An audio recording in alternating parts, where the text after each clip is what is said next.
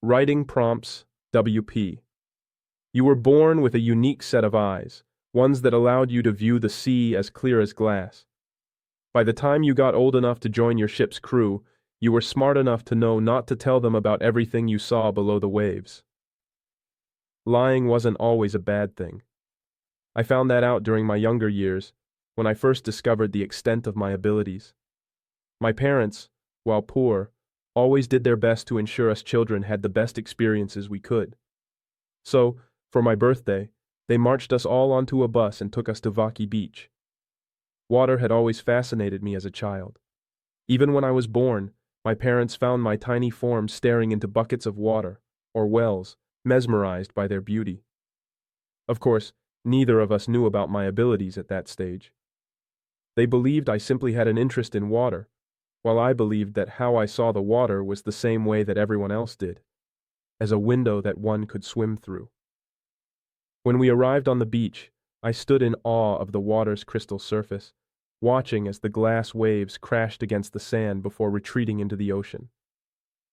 There was something so surreal about seeing people paddling in this see-through water, as if they were all flying, getting carried by some invisible energy that kept them afloat. As their feet kicked and shifted in the water, the small fish surrounding them would dash away, moving around their bodies without the person being any wiser to it. "Do you want to swim?"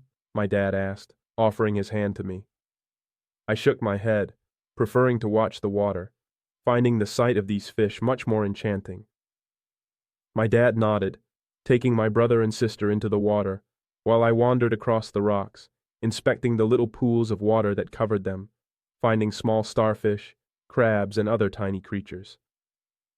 As I got to the end of the rocks, I stared into a deep pocket of the ocean, the large hole a sudden drop compared to the even beach surface.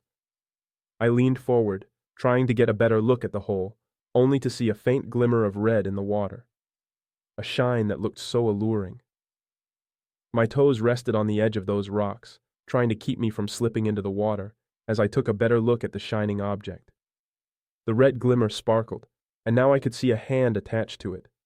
The hand was green and sickly with scales covering its upper arm. Sat on the palm of this creature was a red gem, one that's bright lure wasn't lost underneath the water. I leaned in more before splashing into the water. I panicked, arms flailing as I cried out for help.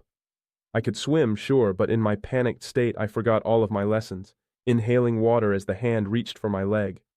It no longer had the gem. Instead, it pulled at my ankle while I tried to kick my way to the rocks. When I found my frantic kicks weren't doing anything, I looked back, spotting the creature. It was like nothing I had ever seen before.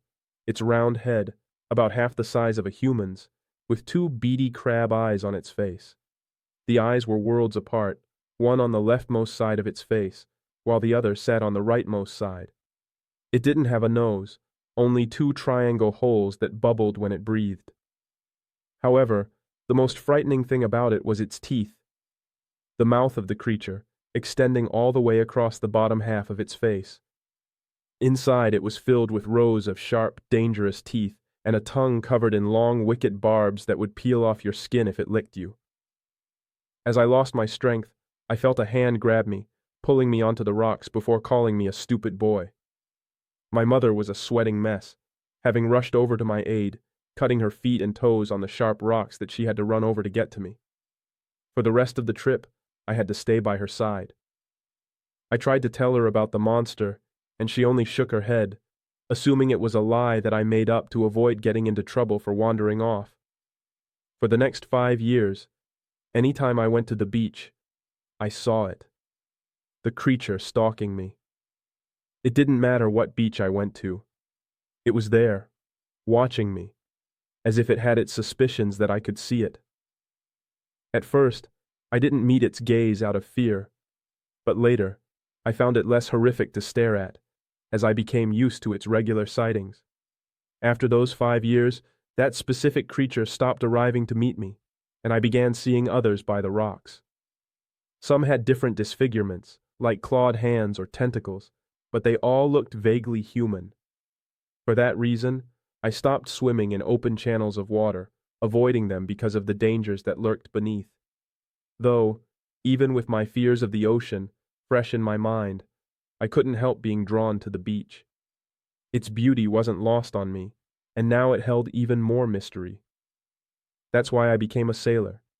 Not out of any interest in delivering supplies, but to see what lurked in the deepest pits of the ocean. If creatures like that existed, more had to be out there, didn't they? "What are you looking at, recruit?" Captain Williams called out, slapping me on the back with his meaty palm. The hit nearly knocked me over the side of the ship, having to grip the railing to keep myself upright. "Nothing," I lied, not about to tell him about the 3 creatures swimming alongside our ship, chasing after a pod of dolphins. "Nothing," he says. Williams laughed, shaking his head. "I guess we've got a dreamer on our ship. So how is this nothing? Is it interesting enough that it will keep you from your duties?" he asked, the stocky captain crossing those meaty forearms across his broad, hairy chest, sitting them across the mermaid tattoo he had on the left of his chest. "No, sir. Sorry, sir," I uttered, about to return to my post, only for him to untangle his arms, placing a hand on my shoulder. "She's beautiful, isn't she?" "She is?" I uttered, unsure what he meant before it clicked in my mind. "Yes, sir, she is. The ocean's stunning." "Be careful, my boy. If you stare at her for too long, you'll end up going mad. At least that's what the old sailors' tales say. Now get back to work. You can dream when you're done sorting through the ammunition we're carrying." He barked. I let my gaze linger on the water, watching as the dolphins escaped the creatures. When they slowed their chase, I went back to my duties, wondering what else I would see during my time on the crew.